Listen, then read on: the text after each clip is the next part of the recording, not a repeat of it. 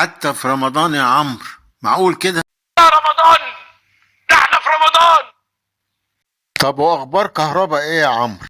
واخوك كهربا دفع القسط الاخير. ما تيجي يا عمرو نسمع الساده المشاهدين بالقناه عندي، نسمعهم انت عايز تقول ايه بالظبط كده من الاول خالص.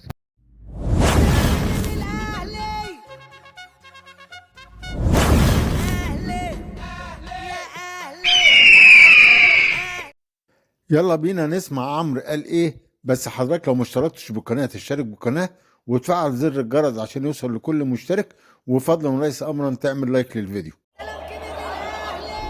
لحظات مثيرة جدا، بيراميدز جاب جون وقلنا تحققت يعني المفاجأة، وبيراميدز جاب مفيش يا ابني دقيقتين واخوك كهربا دفع القسط الاخير.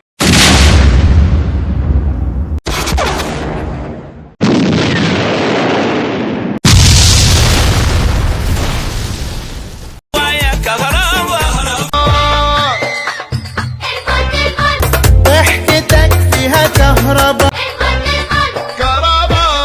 يعني اخوك كهربا دفع القسط الاخير، وقعدنا في لحظات مثيره. الحكم قاعد ربع ساعه، مش ربع ساعه يعني، بس قاعد وقت كتير مستني الفار يرد اوفسايد ولا مش اوفسايد.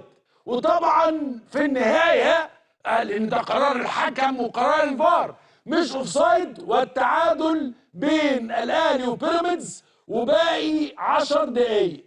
هل روح الفانيلا الحمراء والنادي الاهلي والدقيقه 95 هتتجلى، ولا هنشوف اكسترا تايم وضربات جزاء؟ طبعا الكوره بجون الاهلي، بس خلاص يعني مش عايزين نتكلم كتير. انما التعادل في 5 دقايق، جونين قمه الاثاره وجون، وبيراميدز هيجيب جون، هيجيب جون. يا راجل يا راجل يا راجل، ده اذا ما كانتش تخش يبقى الاهلي ياخد الكاس خلاص. معقوله يا رمضان؟ ده احنا في رمضان.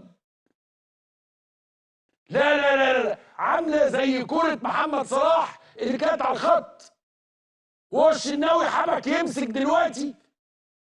غريبه جدا جدا. مهم يعني انا بشكر حضراتكم شكرا جزيلا. تنساش حضرتك زي ما كنتش اشتركت بالقناه تشترك بالقناه، وفضلا وليس امرا تعمل لايك للفيديو عشان يوصل لكل المشتركين، وشكرا.